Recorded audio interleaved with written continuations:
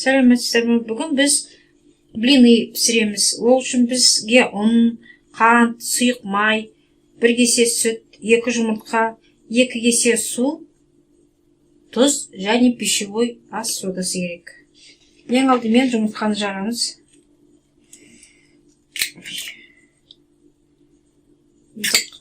Бір қасық қант араластырамыз.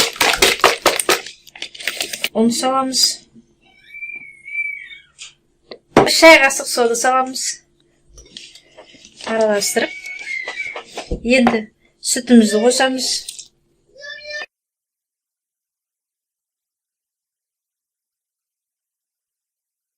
Бәрін қосып араластырамыз. Табамызды майлап аламыз. Табамызды жақсылап қыздырып аламыз.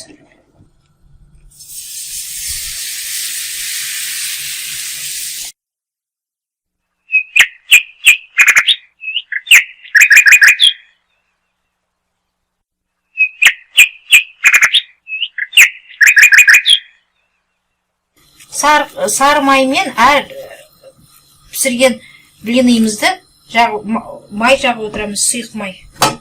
Енді біз осы қалған қамырымызды осылайша пісіреміз.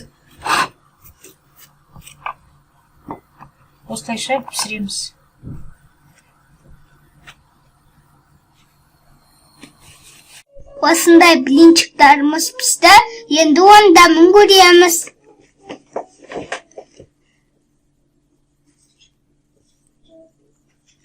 Лайк қоюға ұмытпаңыздар, менің каналыма жазылыңыздар, сау болыңыздар.